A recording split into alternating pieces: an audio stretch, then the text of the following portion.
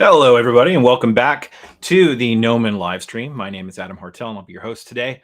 If you're not familiar with Gnomon and you just watched that reel, we are a 3D art school located in Hollywood, California. We're training artists for careers in animation, CG, visual effects, and so forth. The work you're looking at was 100% student work. This is not what we expect to be in your application portfolio. In fact, you don't even need to know 3D if you want to apply to Gnomon. You just have to want to learn it. I'll tell you a little bit more about that at the end of the stream. But I'm really excited for the guests that we're going to be bringing on today. This is our first stream in a series called The Artist Journey.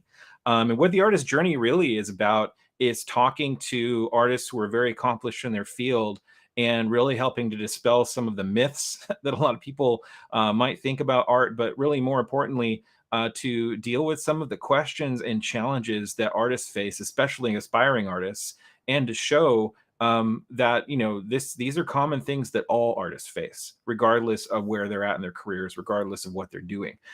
So I'm just going to introduce our guests. I will say though that if you are in need of closed captioning, you can get that on our Facebook page. We're streaming live there as well. So head over to Gnomon School on Facebook to get closed captioning.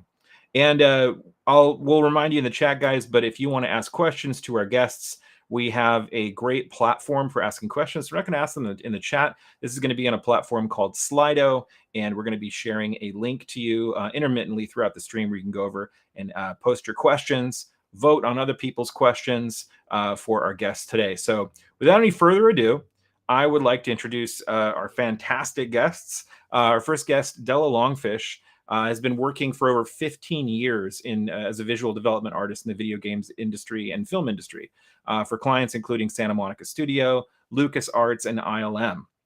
He's currently the lead character concept artist at Santa Monica Studio, where he is working on God of War Ragnarok. Our second guest today is Rafael Grassetti, who is both a digital and traditional artist and has worked in the entertainment industry for over 17 years. He is best known for his digital. He's one of the best known digital sculptors in the world and has contributed to some of the most successful franchises in the world, winning many awards over the years, including Best Art Director, Best Digital Sculptor, and Video Game of the Year. Raf has also launched his career as a traditional sculptor, and then he transitioned to digital sculpting after discovering the power of immortalizing his subjects in digital stone. Raf's also got a personal art book that's coming out that he's currently working on, and he's made quite a space for himself in the NFT space. Was one of the top-selling artists at the Christie's Proof of Sovereignty auction and Sotheby's contemporary curated auction. So with that, guys, I want to bring our two guests on. Here we go. Bringing in Dela and Raf. Welcome, gentlemen. It's always awesome to have you guys here.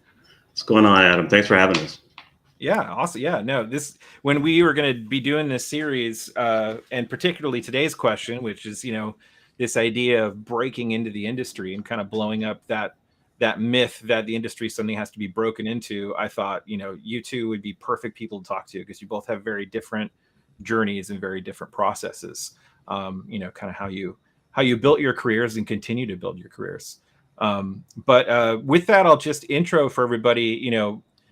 We're going to talk about what you guys want to talk about and so forth, but kind of the center of gravity to the conversation is we have a tendency as artists to look at people, and for example, artists such as yourselves, Raf and Dela, and just assume that, wow, working at a AAA studio, working on one of the most popular franchises in the world in games, like you guys must be magical creatures that just are somehow blessed by the gods to have broken into doing what you're doing. And I see you smiling, Raf, because that's kind of not the case. Like it's a process. It's a lot of hard work. So the question really is, well, what is that process? What is that journey? So enough for, yeah, go ahead. No, I'm just laughing at the blessed by the gods because it's such a coincidence, like working with, yes, what we're doing. And well, I mean, even Kratos has his tough days, right? Like it's a hard job being that guy. Enough for me though. I want to kick it over to each of you, and I think maybe really a good place to start is just kind of briefly hearing from each of you about what was the process for you, like kind of getting into, your first arena, working within the entertainment industry as an artist? And let's see, I'll kick it off to you first, Dela, if you want to jump into that. Sure. I was went to always a fan of art. My father was an artist, but more in gallery shows and paintings. So the one benefit growing up was at least I had some parents.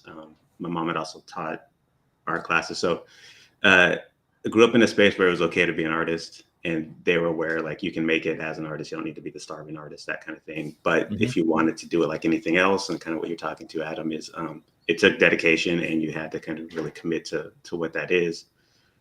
So probably like a lot of people watching or students out there, really loved drawing as a kid, fan of comics and movies. After high school, went to an art school that is pretty good. I did some time there, and then I came back to the Bay Area and went to San Jose State. And the nice thing about San Jose State's art program is just a ton of fundamentals, hard work, learning the core stuff. And we were kind of taught that base before we got into the entertainment design or anything like that. So it really helped build that foundation. And it was great for me also to just be there with students, working together, collaboration, having instructors. A big part of that too was I ran into their core instructors, Alice Carter, or Courtney Grainer, and then I also met Jeff Sangali, who was a mentor. So that was one thing I think for me really helped, having those people there. And personally, for me, every artist is different, but having the structure in the school space was a huge benefit for me.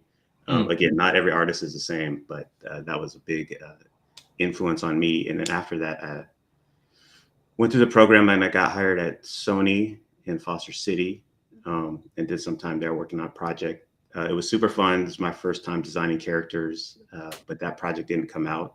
After that, I landed a job at LucasArts, and I started doing, I went 3 years on a department that was all brand new IP development. So I was creating brand new properties, and we were trying to do like 4 a year. So we were switching what the theme was, stylistically, what the project was. So we go from like realistic to stylized animated, something that's like, kind of like graphic shapes.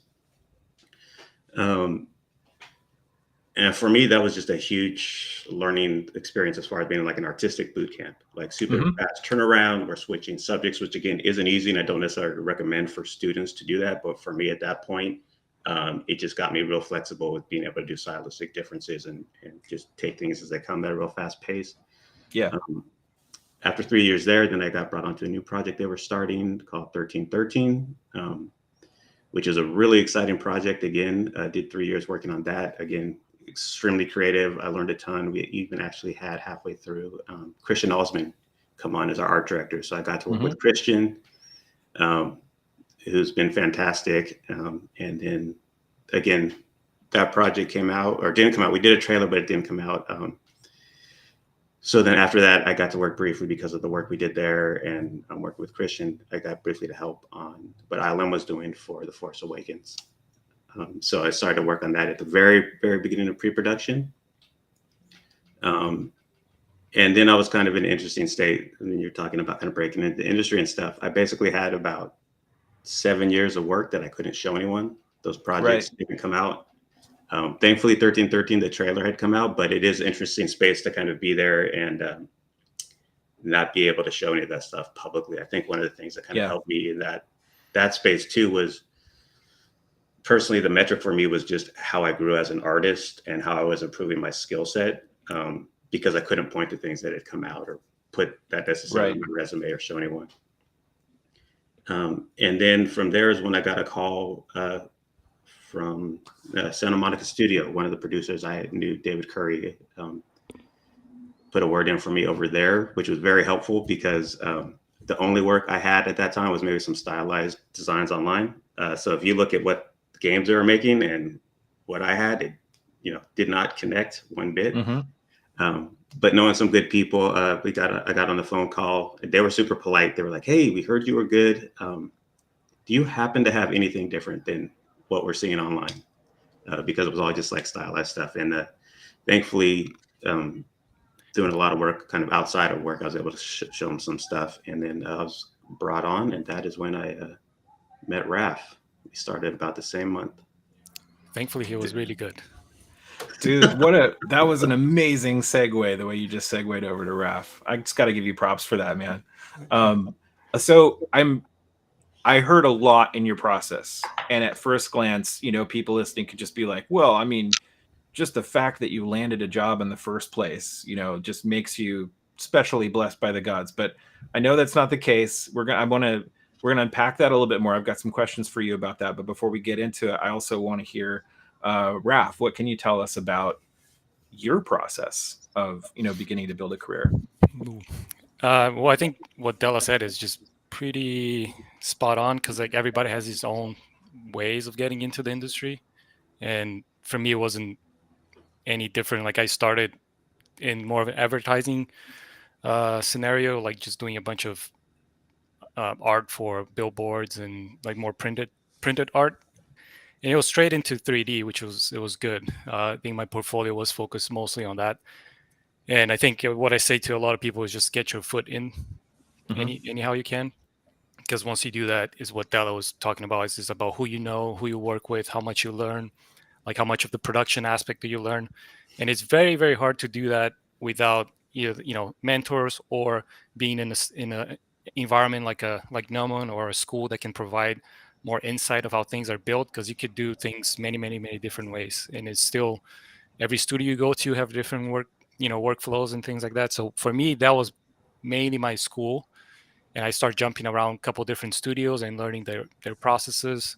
I slowly migrated into more of a game dev production cycle, just because I focused my work on characters. But before that, I did a lot of animation, rendering. Like I was exposed to the entire process, which was very, very helpful later on in my career. It didn't seem like that at the time, but everything started to kind of fit in once I got kind of deeply into game dev, and being able to understand PBR and how materials work and how to render things, how to do lighting. It all kind of helped. So then after that, it just kind of I jumped ahead a bunch, but it doesn't really matter. I did a bunch you're of good. toy design.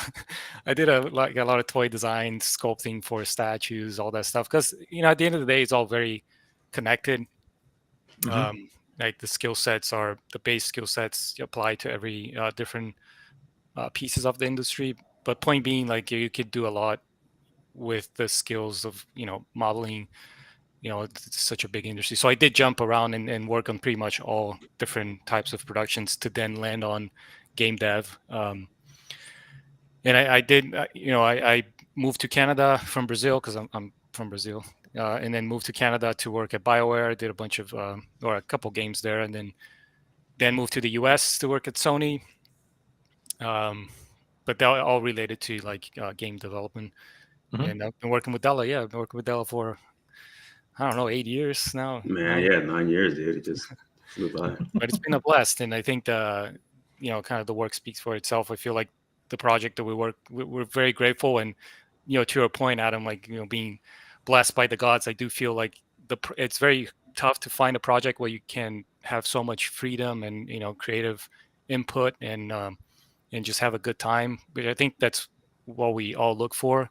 And we we're blessed enough to be working on a studio like Sony Santa Monica, and then being able to make these type of projects. So it's been a good journey, but there's no real formula to like how we got here. It's just some lines have to align for you to find. It's sort of, one of the, there is a little bit of, there's always some serendipity to the process, right?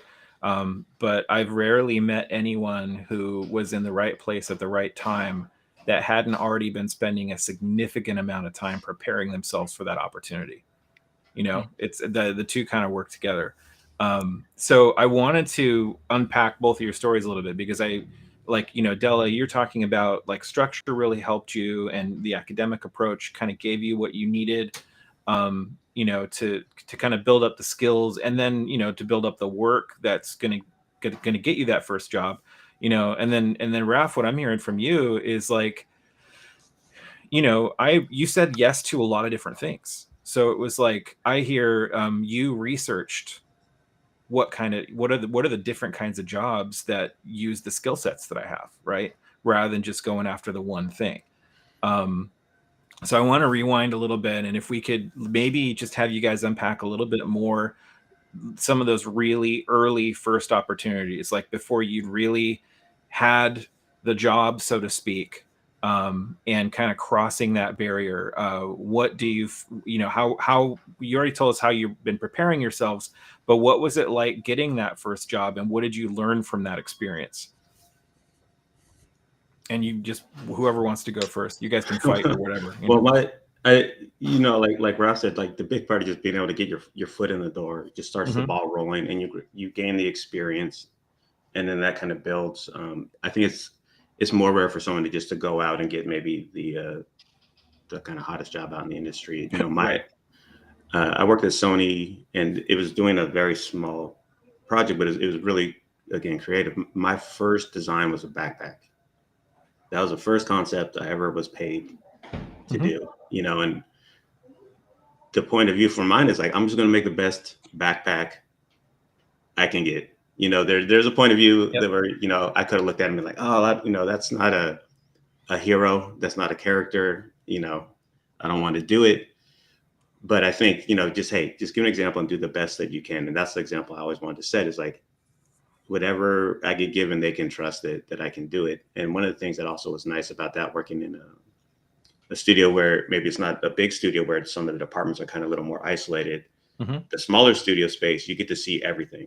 So, you get to learn every element of game design, how it all works together. And you probably are helping on a lot more stuff than one of the larger studios that are game studios. Is probably more like a film where it's like, you just do character, you just do environment. Yeah. So for me starting out, there's a lot of hard work, but it just really opened my eyes into what really goes into the full spectrum of making a game.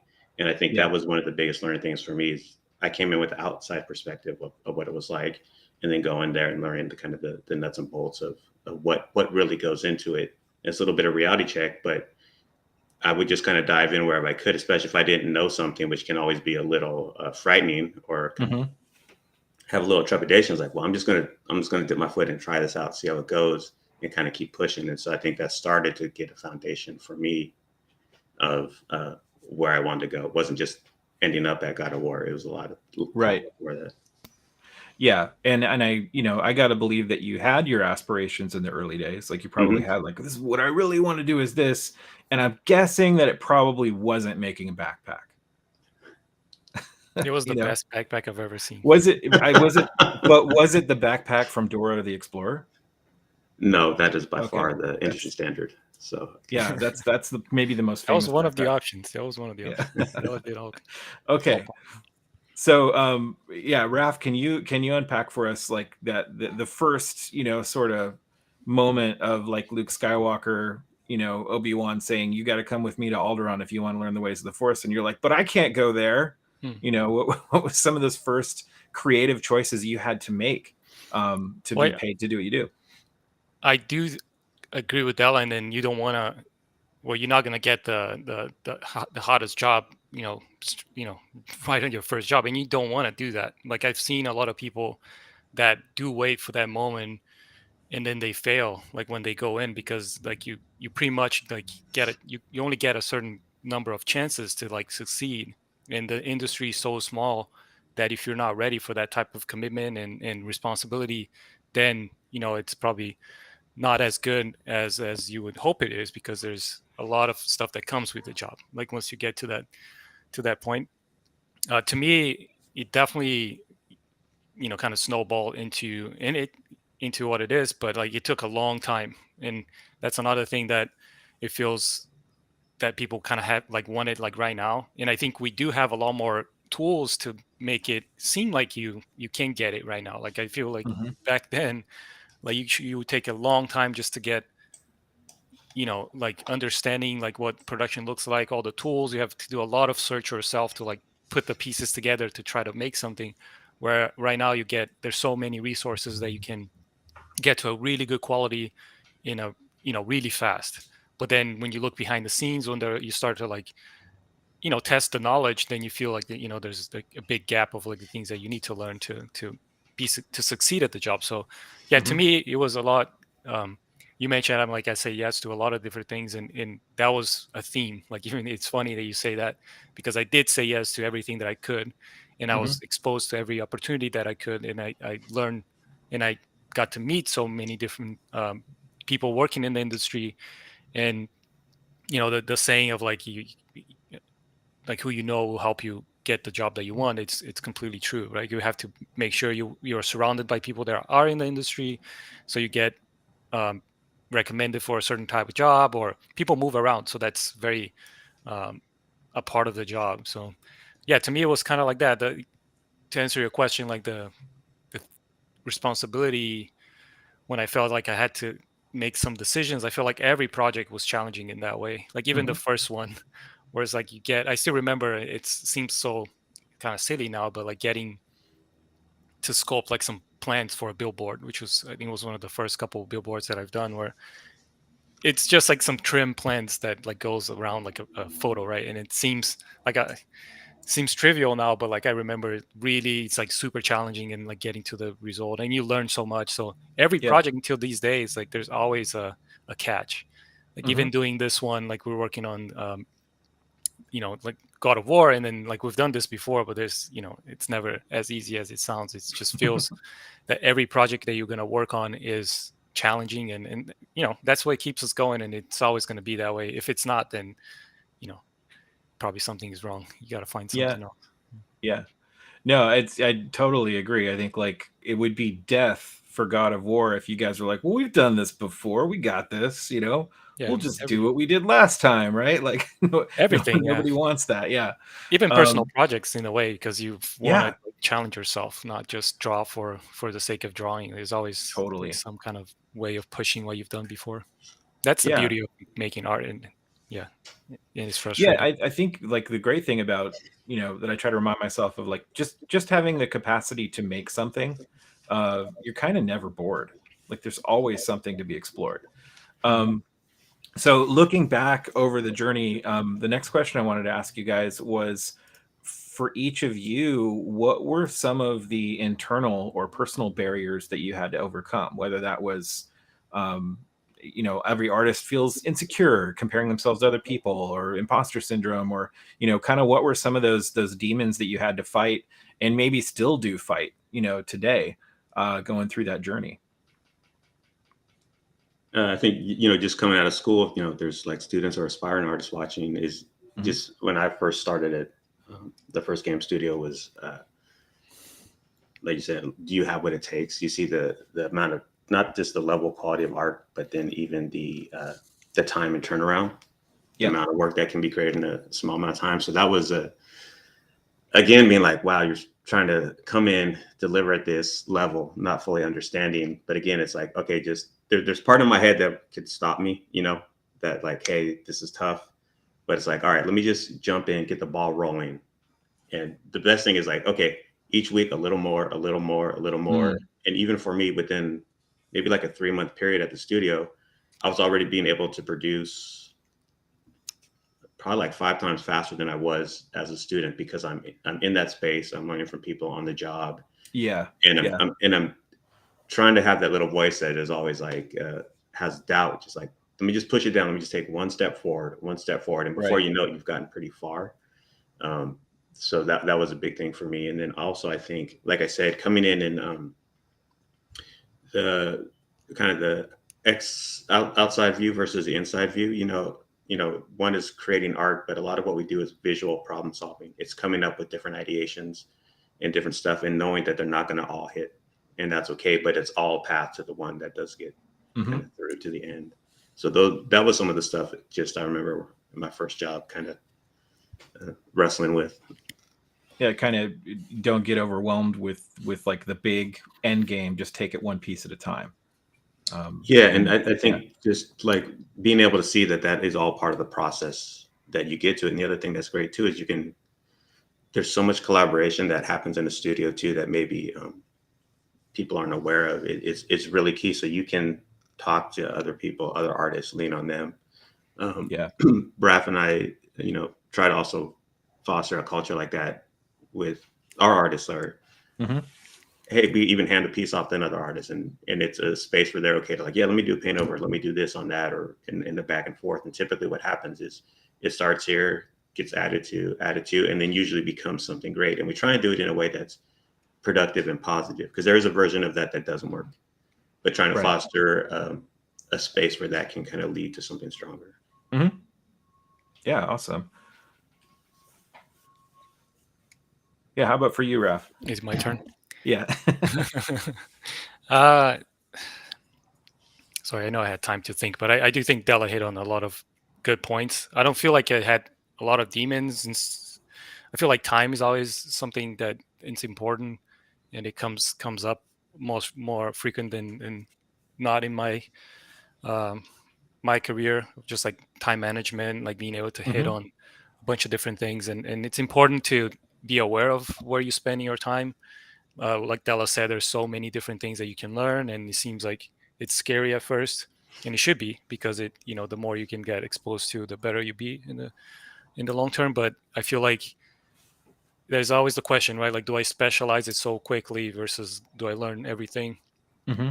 And you have to find that balance for you to make sure you find your something that you're passionate about, because I feel like when everybody's starting, there's so many different ways that this can go, and it's it's kind of your life you're playing with, so it just feels you just have to pick something. But I've known a lot of people that change halfway through as well. You kind of, maybe you don't like modeling, you want to go to concept art, or Mm-hmm. so that's why like the fundamentals are so important, because then you can make that shift if you once you're inside of company, or you don't have to go through like building a huge portfolio again if you're within that culture that cultivates the talent, right? So you can move around. um, like same thing for me, like I am moving around on a lot of different ways. Mm-hmm. My role is, and the stuff that I do in day to day, so it feels, you know again, it just takes time. You just have to go through it and make sure you're focusing on the things that matter, that will add to your fundamentals, and then you should be good. I don't feel like it's important to learn, you know or focus a lot of like how to do lighting. Is just more important to focus on how does lighting works on 2D, how does lighting work on 3D, and build that fundamental, and then you can use Yeah. any sort of tools. It's just more yeah, it kind of, yeah. I mean, it's interesting. I was listening to you and I was thinking it's a little bit like making art. Like if you're making a painting or a sculpture, it's like you have to pay attention to all the things that are going to go into it. But if you get too focused on just one thing, it's not going to turn out right. So it's like refining it as you go. And yeah. And I think, one of the two things in common that I hear from each of your stories is the importance of like preparation. I know that for you, Della, that was art school, and going through that structured environment. Mm-hmm. And I know that Raf, you've also spent, probably can't even number the amount of hours that you've spent and continue to spend, because I know that you're constantly sculpting, doing stuff. What do you feel is like, aside from just learning skills, right? Like you said earlier, Raf, you can go on YouTube now. You can take online schools. You can do all kinds of stuff to pick up skills, technical skills. But what do you feel would be important for an artist that's out there that's learning technical stuff? What else is really important to learn, to be a hireable person? I feel like it depends on what you're shooting for, but Mm-hmm. overall, like, um, looking at fundamentals, and it's some of the stuff that doesn't show. And feel like, even on the sculpting, that's kind of what people see, but what I focus on the day I learn and study is like very different from that, to be able to like succeed in the in the job, where I think game dev is Mm-hmm. such a huge vast of different things you have to learn. So getting exposed to, like I said, like how lighting works, getting exposed to how all these different things work, how materials, how you don't have to focus on the pretty picture, which I feel like it's always the point, right? Like you have to create something that you have to show people. No, I think it's like understanding all the pieces for when you do going to spend the time, like 2, 3, 5, 6 months to make some impressive, like how to get there, instead of trying to Yeah. figure out as you're trying to make the the cake. Mm-hmm. Yeah, I'd be able to show that process and show your potential employer that like you have a methodology, Yep. that you're not going to be just sitting there guessing. Right. Most times when you come to an interview and we're asking questions about like how you got to that point, that's what matters the most. Not so much like, oh yeah, I followed, like I did someone else's like course and I made some pretty impressive skin shader, face. It's just no, like you just more, how did you get to that? Like, are you curious enough that you learn on yourself? Did you fail? Can you show me some different cases where it's not out there? But like, even the Delos point, like when he got to the interview, it's all about his journey, like how he got to where he is now. And obviously you can show some cool stuff, but like talking to the person and understanding his thought process, like does he care about, like that's the journey. And I feel like that's where it gets people to at least work with us in the studio, is like how how curious you are, what you've been through, like what you're interested in. Like that feels like it's more of the package. I think even like a lot of times typically when a portfolio gets to me in a RAF, artistically the skill set's already been kind of vetted before it even gets to us. So the ones we come in, we see the ability there. But beyond that, like what Raf's talking about, it's what are the ideas? And, from my point of view, the concept, is this just one idea or did you try a lot? So I even enjoy looking at like iterations and process stuff, which sometimes isn't what artists want to show because it doesn't look final. But it's the same thing that when we're looking at, it's like, how would an artist kind of work in the studio space? Because I've been in reviews too, where here's 15 designs, none of them hit. You still got to be able to step out of that, go back to the well and pull the next ones out for the next review. So I think there's some artists too that I always admire when I just see the iterations and like, here's a process and here's the thoughts. And I think that's one thing that's nice for even students on the interview too, is you're talking to other artists. So feel free to kind of explain that stuff. And that's what we like. And I think other things is, the interview is a two-way process if it's a fit for us. And also if it's a studio that the artist wants to work at, Yeah. Yeah. In a moment, we're going to shift to taking some of the questions we've got coming in from our viewers, and definitely use that link, guys, to the Slido link that my colleague's been posting in the chat. And also, I would love it if you guys would vote on each other's questions. So if somebody else has asked a question, you're like, oh, yes, please, I hope they answer that. Click like on that, because it'll kind of sort our questions that way as well. And no, you can't vote more than once on your own question. So, I want to hear more about that, because I think that's something that doesn't happen very often on these kind of interviews and stuff like that for aspiring artists, is like put us in an interview. Like, what do you typically walk through with an artist, and maybe even what are some of the misconceptions that you find that artists have when they're coming to interview that maybe you can help to straighten out for people who are preparing today? Well, like I said, Raf, we can kind of back and forth on this, man. Feel free to jump in whenever. But like I said, the fundamental skills are pretty much already there. And, at a base thing, what employers are looking for is, if we throw you any character creature thing, there's not going to be a fundamentals with anatomy that you're going to run into. You want to be at a spot where they can just knock out the designs and explore the iterations. I think a big one, like I said, is I think sometimes people will only want to see final stuff. And I would just say a caveat to that: there are some studios that are looking for different things. So kind of get a feel going in. When I worked on 1313 or something like a God of War, we're designing things that don't exist. You can't just say, here's a reference, here's what it is. So that creative element, along with the technical kind of academic things, are things I'm looking for. Beyond that is the creativity, and that's where I can see kind of the ideation process. So those are things I love seeing, and I think typically aren't seen. And I would say it's okay for an artist to kind of bring work in that, if we get a link to the website or whatever, bring in the stuff that got you to those images, because I think sometimes it's just the website, we don't see anything else. Yeah. Because we're kind of looking at how an artist will work in the development process, and any way that you can kind of help show that for what we're currently looking for is a big plus. Yeah. Okay, cool. I can add probably the biggest thing that I've seen throughout the years is people not being ready to sell what they've done. Like a lot of the times, like people come in thinking, I know your work, or I've researched you before. Like you do not have to sell yourself to get the job. And it seems like it's like at least for the past like few years, like a constant and I'm not talking just artists, just overall, where people it comes off as like lack of wanting the job, right? Like where you come in, if you're ready, you have everything set up, but you want to see this, I got this, you're gonna really like selling like everything you've done, because like that's your an hour 30 minutes to like really show everything you can do and you've done before. Yeah.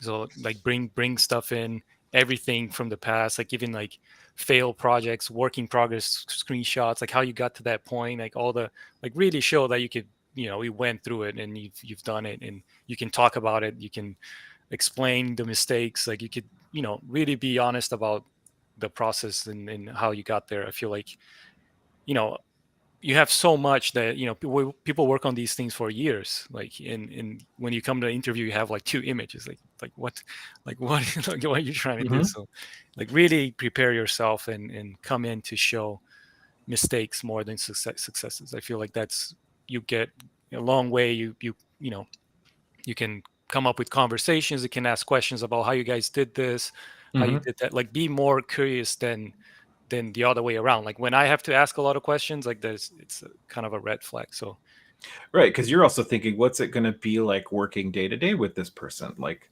am yeah, I going to have to do all the talking all of the time, or do they have things they are they curious, like you do they said? yeah, do they understand they fail on certain things? Like that's such a big Yeah. thing. Like even if you show something that's maybe it's not 100% done, but like the hair could use some work, right? Like if you're Mhm. able to speak to that, like then it shows a big plus of like, oh yeah, you understand that this is not there, you can probably get there if I give you the time, Yeah. right? So it just Yeah. feels yeah. There's part of And I that too, think that is even being self-aware of where an artist is too. Like it's not, there's still room to grow once you're on the team, but just seeing Braf and I do it ourselves. Like, look at where do we want to kind of expand? Where do we want to strengthen some areas? And then being aware of it. It's tough if you don't see that. But like to Raf's point too, like on any project, you'll get curveballs that come your way for whatever reason. right. Direction change, Yeah. scope change, whatever kind of stuff, story changes, whatever. And to Raf's point, talking about how you navigate that to me is also a really good talking point, because we have that every day. And the point is um, not to have it stop your momentum, but just something that you know how to get around. And that's where I really like seeing artists like, oh, that is a really creative solution. And even though it may not be the same thing we're designing, if you follow that approach on the project, nothing's going to stop Yeah. us. And the one thing Raf and I want to always do is just have the production line keep moving, everything moving fast, getting the work to who they need to be, keeping things going. So Yeah. that's a big plus.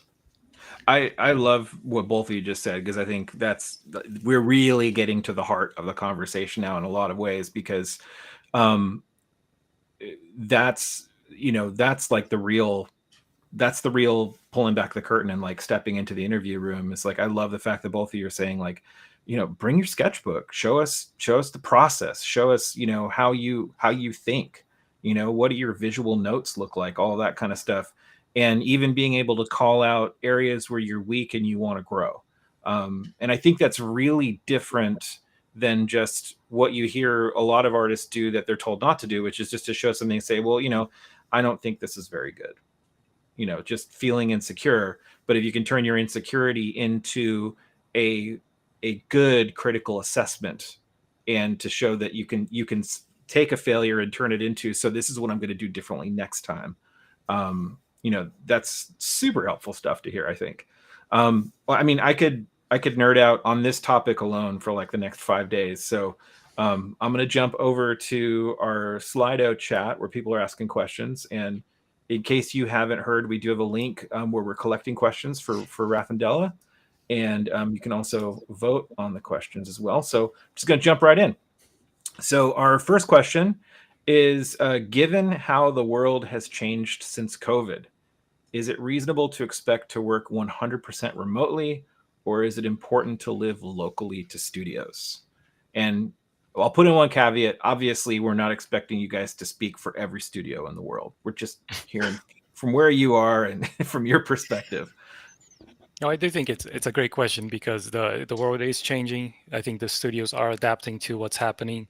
There's still, we don't know what the future looks like, even within our own, uh, you know, companies. Is just what I can tell you is that everybody's thinking about it. So it's just it comes down to a choice more than anything else. Because if you have the option, I think both options will still exist, and I think you can find places to go and work. I think personality-wise, myself and I think Dela is the same way.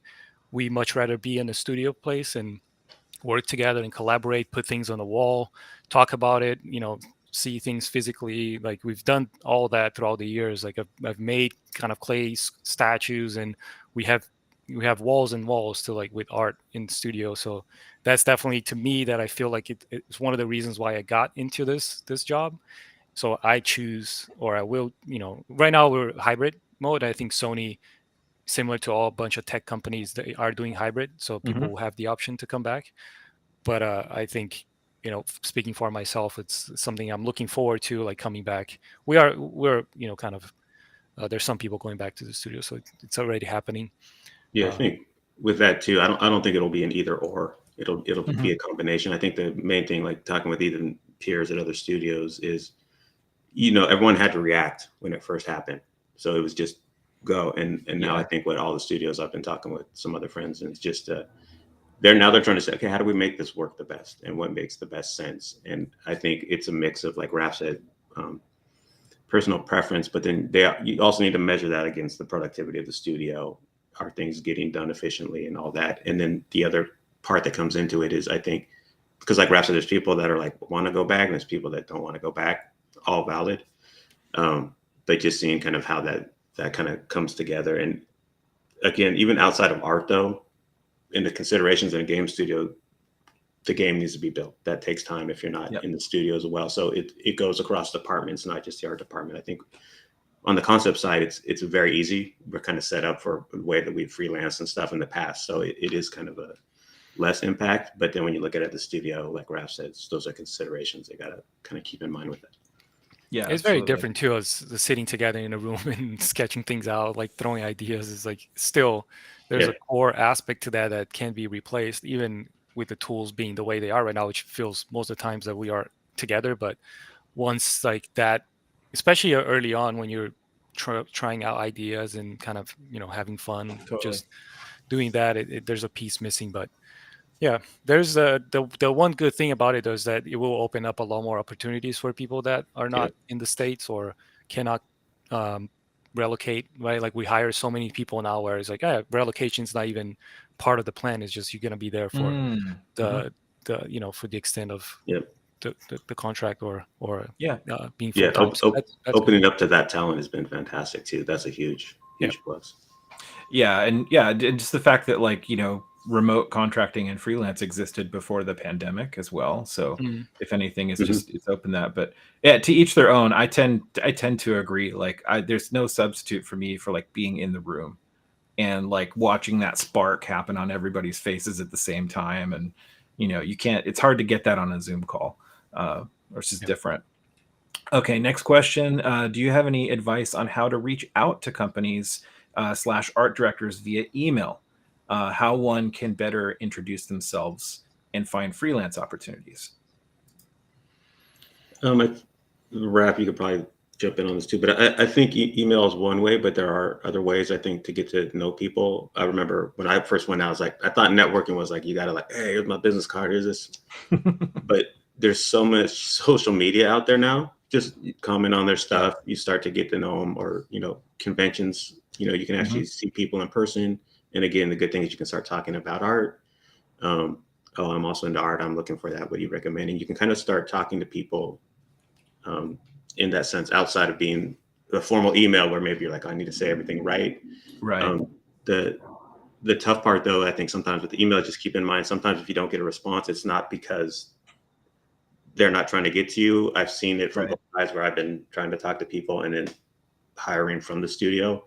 Things shift so much. It's never like a personal thing, which you could think it is, but there's so many things going on. But I think social media also opens up kind of that exposure to people. Totally. Yeah. No, there's no like magical barrier either. It's like, I've always run into a situation where if an artist has time to like respond to you on a DM or something like that, as long as you're not asking a super weird question, there's a lot of generosity out there. Yeah. I feel like something funny just happened. I'm just messing with the chat, but I do think that if you get to know the people who work with certain people that you're trying to get to is very important. Like getting Mhm. that, making that networking, right? Which seems like it's not super important, but it is, and it feels like Yeah, you don't just reach out and be like, hey, look at this or whatever, or comment on every single post like, hey, look at my thing. It's just more you build right. that throughout the time, like, or you do something, you ask for feedback, and honestly, like, ask for feedback, because I feel like that's another way that people kind of don't want feedback. They just want people to see their work. So if it is like, oh yeah, I'm showing something that's already completely done, and it's like, oh, can you give me some feedback? But I'm not gonna change it. It's like, I just want to hear your opinions. Like, no, if Yeah. you're willing to work through it and be like, I'm almost done. Like, can you give me some tips here? And then Hmm. you finish the work and show like, hey, thank you for all the feedback. Here's all the things that I've addressed in it. Totally. Like that to me, like it builds such a good relationship and kind of shows more than just throwing words out there, Yeah. expecting stuff to happen. And if you're not getting like, a lot of people reach out to me, and like if I don't get back, yeah, I often hear from Dela or hear from someone else that's like, hey, this person's really cool and is asking for these notes, and look at all this cool stuff that he's doing. Like you can find ways to, like, I'm giving you all the tricks here, but like you can find ways to get it in. And um, that's important, just to show your evolution through time. Like if you've done it Yeah. once, you've done it twice, you've done it 3 times, it's like, dude, there's something there, right? You can kind Totally. of invest on. And I feel like that's when we're hiring. It's a lot. At least I think of it a lot more as an investment to the studio. It's like this Hmm. person they grow in 2 to 3 to 5 years to where we want them to be, and most likely they'll go somewhere else. But can we invest our time to make this person become what we need for the next Right. project? Because it's really hard to hire senior people right now. It's just very hard to find. Industry super competitive. So the building that person, it's a very important for the studios that need a lot of talent. So Yeah. like, can you invest in someone? That's usually you have to ask that question. Like, can someone invest in me? Am I ready for coaching? Like that's It, kind of the important. oh, and to be honest, like some of the members on my team, that's how I got in touch with them and brought them on. It's just kind of talking to them over the years, seeing the stuff, and then Hmm. that's how some of them were there. So Yeah, I think what both of you are saying right now, I want to roll back to a phrase that each of you use, which is getting your foot in the door. And again, I think the way that you do that has a lot to do with perception. And that's what today's conversation about. Like, you can be trying to get your foot in the door because you're assuming that everybody's trying to slam the door in your face, and you're going to like force your foot in and be like, I'm here, don't shut the door.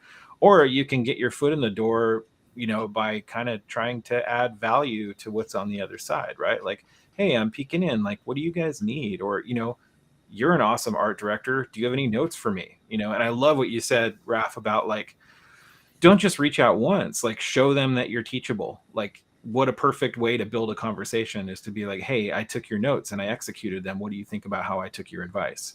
That's perfect. Let's see. Next question. And I'm also trying to be mindful of you guys' time.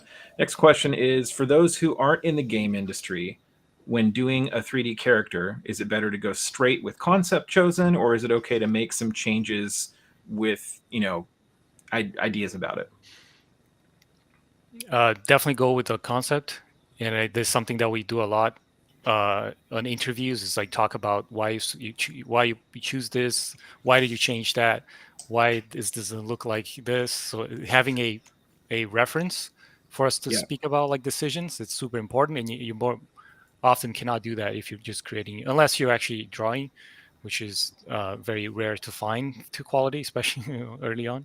Um, you don't have that point of comparison, and if you change it there you to a point, then you just better be able to speak to why yeah, you did that. Right. And Right. I think that's one thing too. Like I think there's obviously the technical side that Raf and our other lead Eric Valdez are looking at in the interviews too. And for me, I just want to see how the interpretation is from the concept. Are they proportions, shape? Are they getting down the visual language and stuff? And you can kind of see how they interpret it. And like Raf said, if they change it, that's great.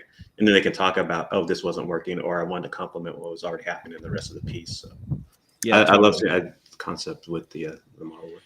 it better look better than the concept, because more often it's like, why did you change it? It's like, because I didn't like this and that. It's like, but like there's a reason why that's there, right? Like Right. not just because you didn't like it. Yeah. Let's see. Are there any books that either of you could highly recommend to someone just starting out? That's Dela's book. Yeah, I just these days I just get a lot of artists that I like and admire and go through their work. It depends, I think, obviously what your aim is. I think a best learning course is school or taking classes online. There's a lot of classic fundamentals as far as figure drawing, like Bridgman, Velpu, all that kind of stuff to get your fundamentals. If you're at that stage, I'm not sure what stage you're at or where you want to go into, but there is a lot of information out there, a lot online. If you want to go the route of school, or if not, so I think just start taking some courses. Sorry, I'm not exactly sure what their focus Sure. is. But. Yeah, I'm sure that you could agree because we've talked about this before. I know that a lot of great books that I hear designers recommend is like, anything by James Gurney, his way of problem solving and dealing with light and stuff like that. And then, like you said, Dell, it's like there's so many different books, so many different roads you can go down to learn the fundamentals. But it's just sort of like grab one that speaks to you and like do the work, like follow it, go through it. Yeah, I'd say that's the one shortcut I'd recommend to every student is hard work. Yeah, it doesn't sound like a shortcut, but I agree. Like hard work over, like, say, I'm just going to work really hard at this for 3 months and keep your head down. Don't start comparing yourself. Just do it. Like after 3 months, you'll look back and be like, holy crap, that was a shortcut. Mm-hmm. Like I was focused and I grew. Okay, sorry. I'm kind of rabbit trailing too much here. Now, I want to be respectful of you guys' time. We're at noon right now. Do you have time for a couple more questions before we finish up? Yeah, I'm good. You guys good? Okay. Mm-hmm. All right. Well, thank you very much. So unfortunately, just, we had so many people viewing and so many questions come in. We're not going to be able to get to all of them, guys. But, you heard these guys, like, ask an intelligent question on Insta, or find a way to interact and get your question in there. So next one is, do qualifications / formal education factor into hiring potential, or is it 100% portfolio based? And I'm gonna take a little bit of artistic liberty and say maybe talk about the relationship between those two rather than an either or.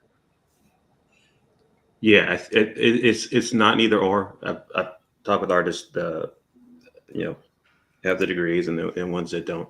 What actually comes though with a school degree when you're going to an employer is an understanding at a base is that you've gone through the classes. Another thing I think that helps is you've been through a program with other people.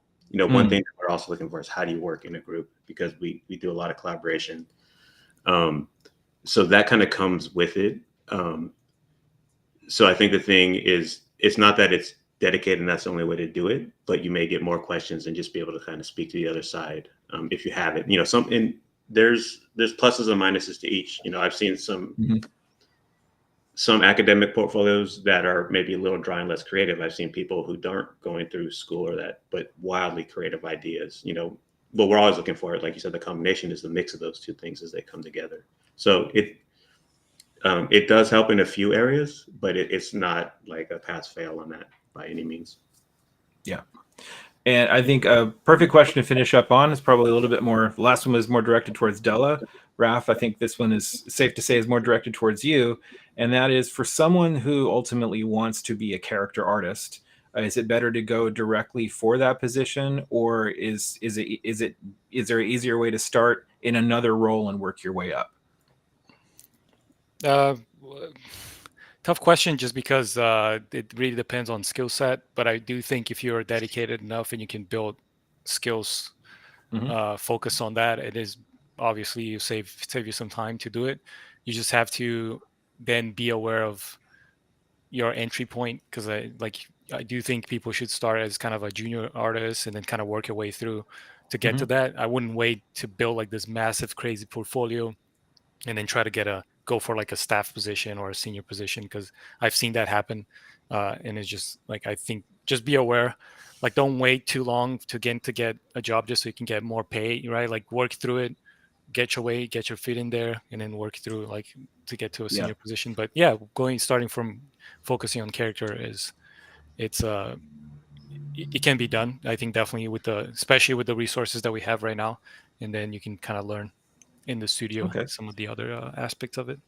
Is there anything that you would say would be like, maybe somebody's not quite ready to jump in as a junior character artist, but is there something adjacent, like earlier in that skill tree in the studio, that they could, start avail themselves to kind of, find that path?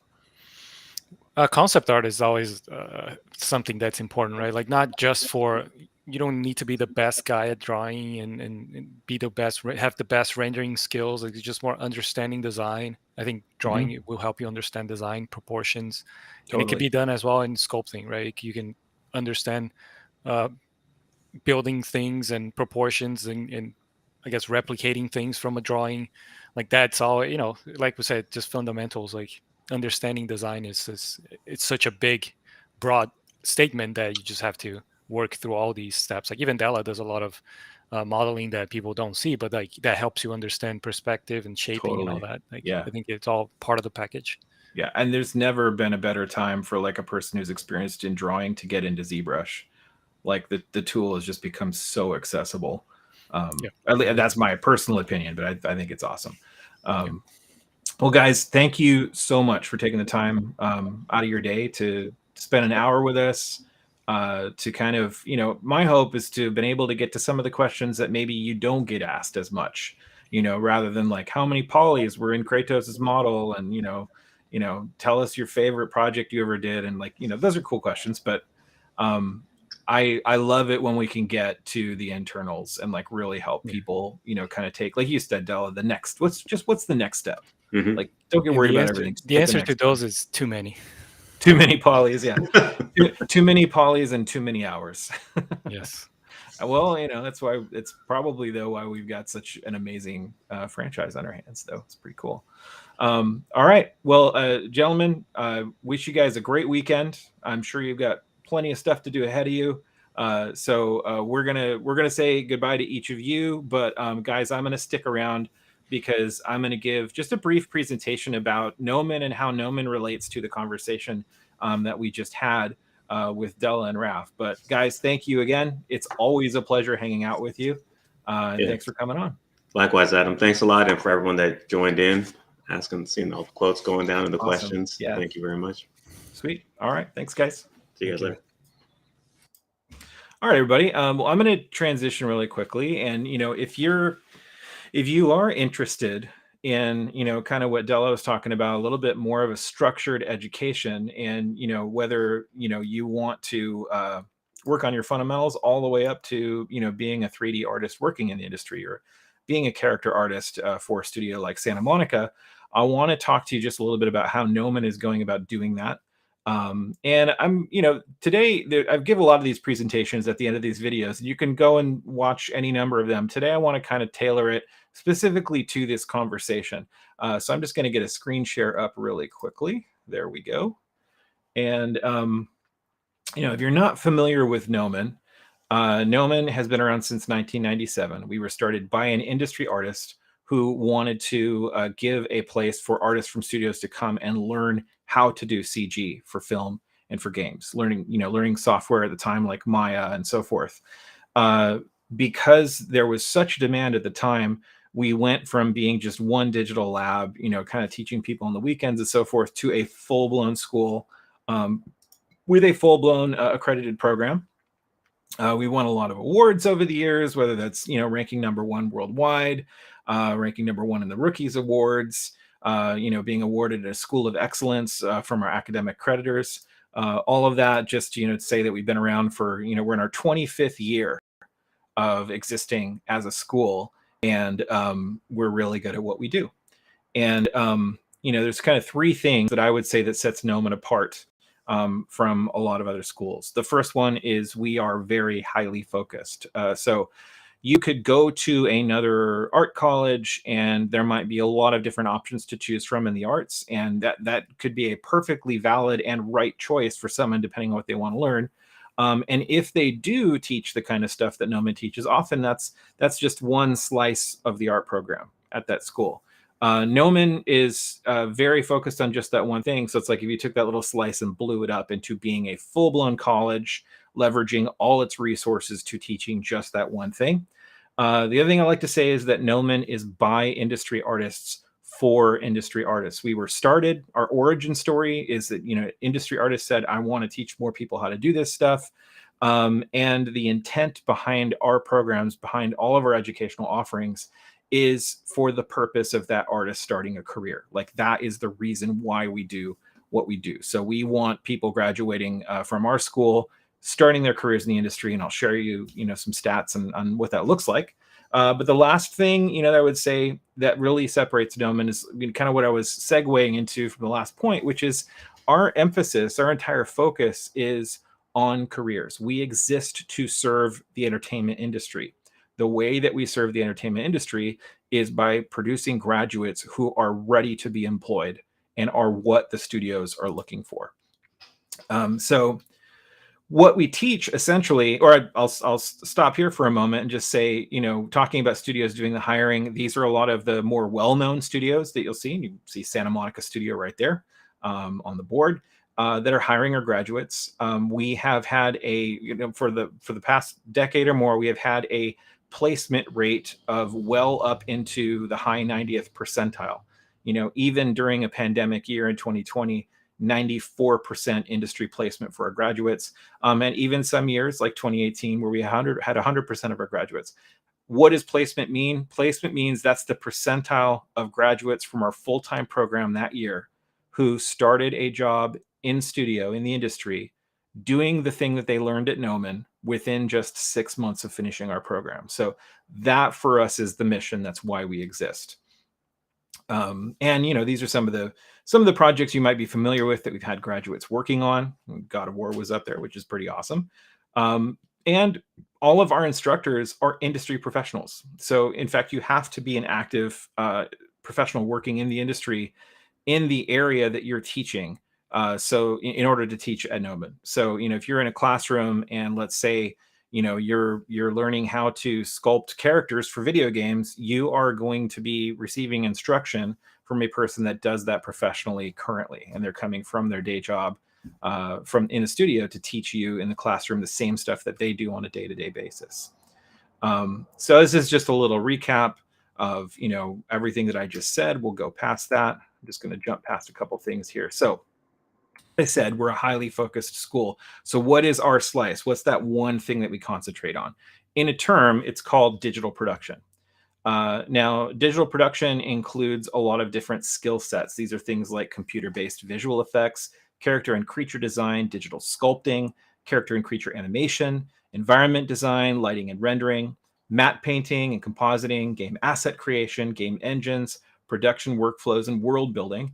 Now, some of those terms you might already be familiar with, and some of those skill sets might be, a new concept for you, but every one of those skills translates into a large number of different career paths within the industry.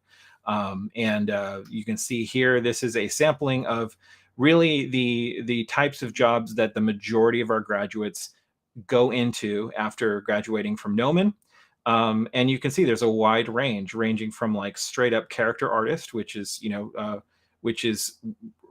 amongst being an art director and stuff like that, Rafael Grassetti's skill set is sculpting characters for games, ranging all the way into VFX animation and technical art and previs. So just looking at a few examples really quick, and I'm guessing this first one is probably where a lot of the center of gravity of our viewers are today, being that Dela is a character concept artist and Raf is sculpting characters, and that is what that is, a character artist working either in films or in games. So here's an example of what the day-to-day kind of looks like in that, sculpting out a character in ZBrush, kind of using a sculptural techniques like you would with clay to make a 3D model of a character or creature. Next up are VFX artists, and these are the artists that I like to say if they were a member of a Dungeons and Dragons campaign, this would be the wizard or the sorcerer, right? Like this is the person that is using special software that drives simulations of like real world physics like fire and gravity and smoke and you name it. and they conjure up all these forces to make like really super amazing stuff like this. Because you can't animate this stuff by moving each individual piece like you would with a character. You've got to have that kind of grand scale and creating simulations to create all these super cool effect shots for films and for games. The third example we're going to look at is a compositor, and this is very different. This is towards the very end of the digital production pipeline, and that is because after all of the other artists have made all the pieces, the compositor is the one who puts all the pieces together into scenes like these. So, for example, in the next scene, you'll see tennis courts in background are 3D models. The tennis players are actors filmed in front of green screens. All of the foreground elements, the buildings, the props, and so forth are 3D models that are modeled and textured. Lighting is put on them. You insert additional actors. You kind of do a final lighting pass, and you animate a camera through that scene with all those elements. This is what a compositor does. They didn't make all those individual pieces themselves, but they are sort of that big picture thinker that puts it all together and kind of builds the world of that scene in a way that suspends disbelief. The audience never thinks twice about being a real location. And the last example we're going to look at are previs artists. A previs artist essentially makes a moving storyboard of a film. Where storyboards traditionally were like sequentially drawn 2D images, kind of like a comic book explaining what's happening in a scene, the camera angle, how the camera moves. Now we can do that with 3D models and animation.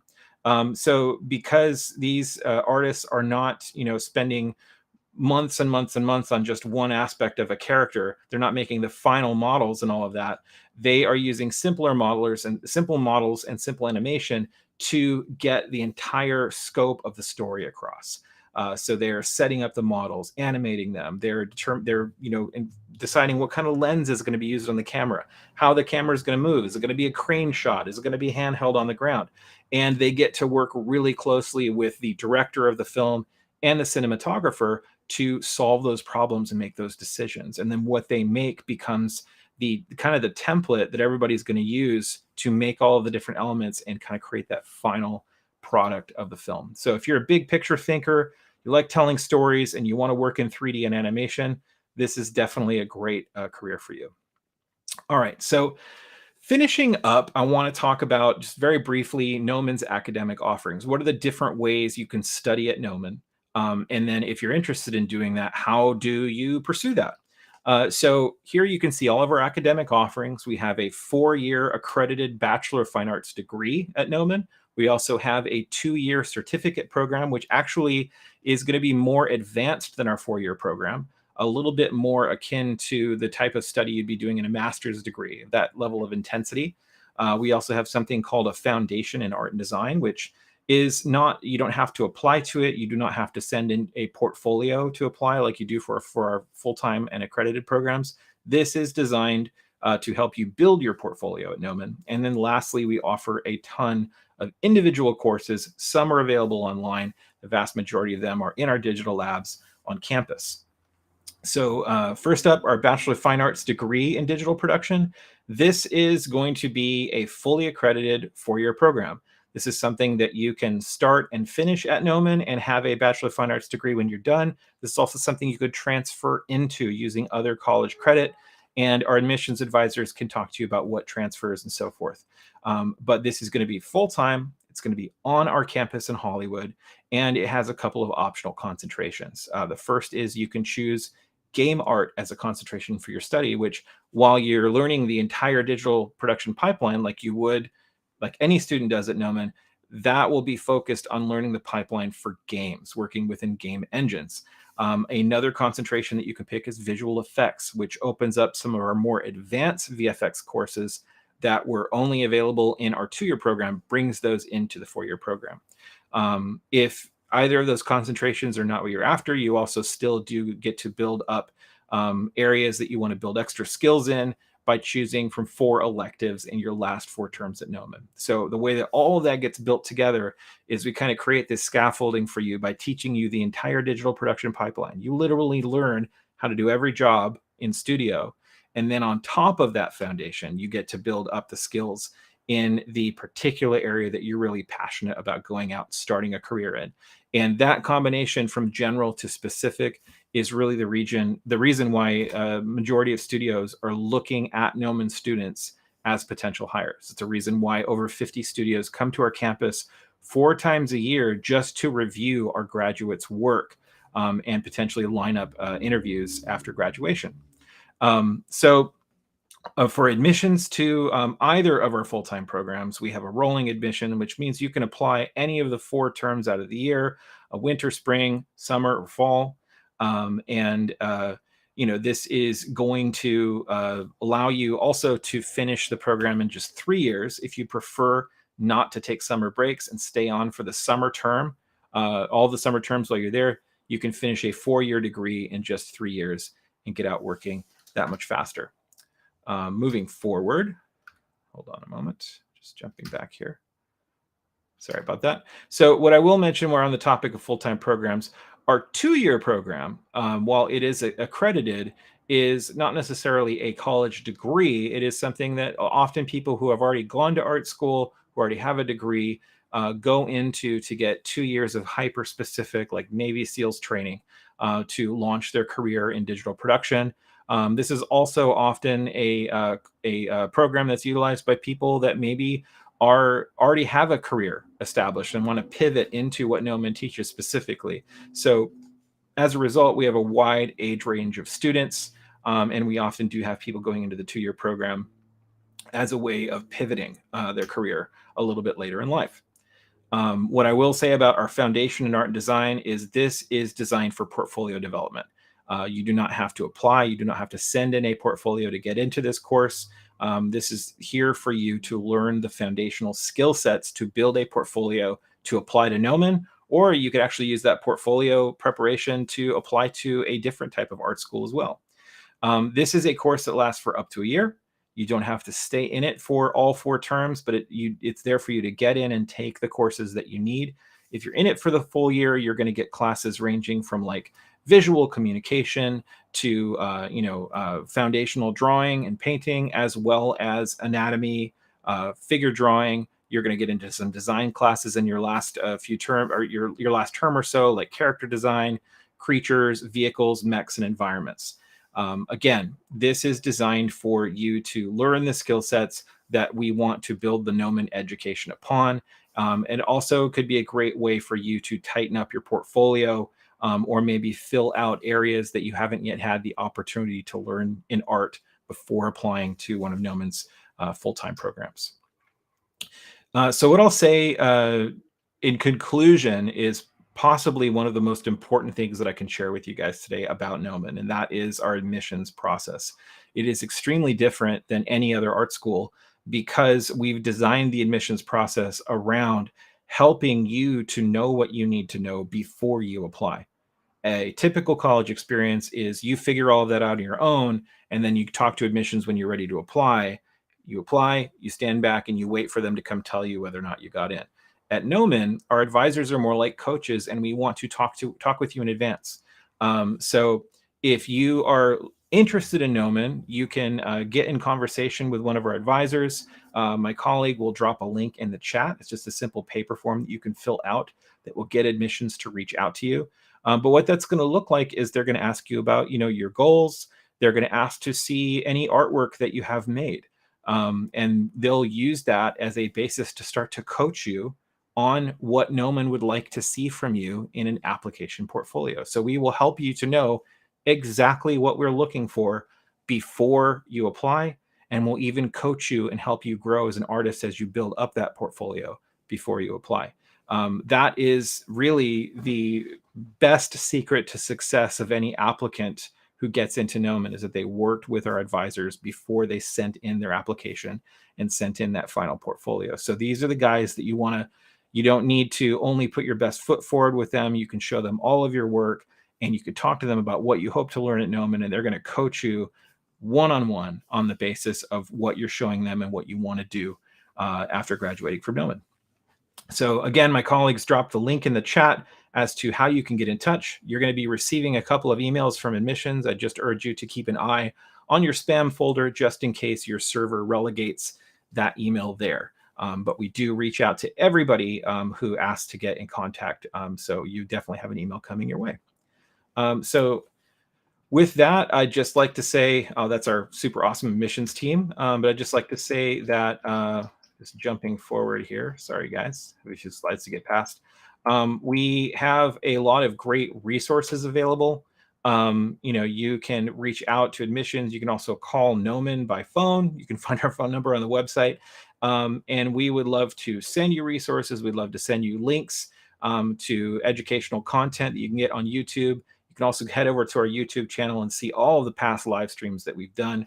We've got some amazing concurrent live stream series that are running each week, whether that is Creature Corner with Jared Kraszewski doing creature sculpting, or it is learning how to make an animated feature in Unreal Engine with Miguel Ortega and Tran Ma. And additionally, our chief creative officer at Nomen is doing a great series on character archetypes, and he's sculpting characters and even creating some environments for those characters in ZBrush and Unreal Engine. So I definitely invite you back to watch more live streams. Please do fill out that contact card if you're interested and you'd like to get in touch with Nomen. We would love to see you on campus in the future. So with that, everybody, I just want to say stay safe, stay creative, enjoy your weekend. And thanks to Dela and Raf for being with us today. Really, I hope that you've been encouraged more than anything, that there's no silver bullet, there's no magic spell, there's no special talent that just gets you in the industry overnight. The industry is looking for artists. The industry wants to hire artists. It's really just about the process of preparation. And if Nomen is a place that looks good to you to prepare, then we invite you to reach out to us. We'd love to work with you. Thanks for everybody for tuning in, and I hope to see you back on the stream again in the future. Thank you very much, and bye-bye.